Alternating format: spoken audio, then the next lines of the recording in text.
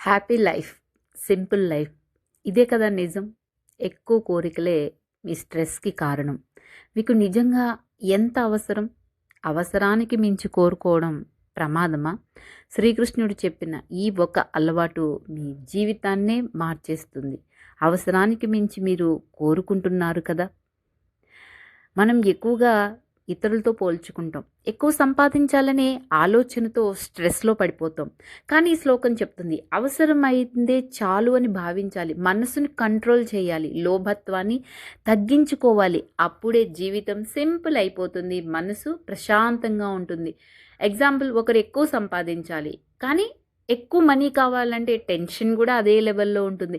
మరొకరు అవసరానికి సరిపడిగా నేను జీవించాలి అనుకున్నాడు. అతనికి శాంతి, జీవితం అంతా ప్రశాంతి. అవసరమైనదే సరిపోతుంది అనుకుంటే జీవితం చాలా ప్రశాంతంగా మారిపోతుంది. ఈ శ్లోకాన్ని భగవద్గీతలోని 4వ అధ్యాయంలో 21వ శ్లోకం చెప్పబడింది. నిరాశీర్యత చిత్తాత్మ త్యక్త్వ సర్వ పరిగ్రహ శారీరం కేవలం కర్మ కుర్వన్నాప్నోతి కిల్భిషం.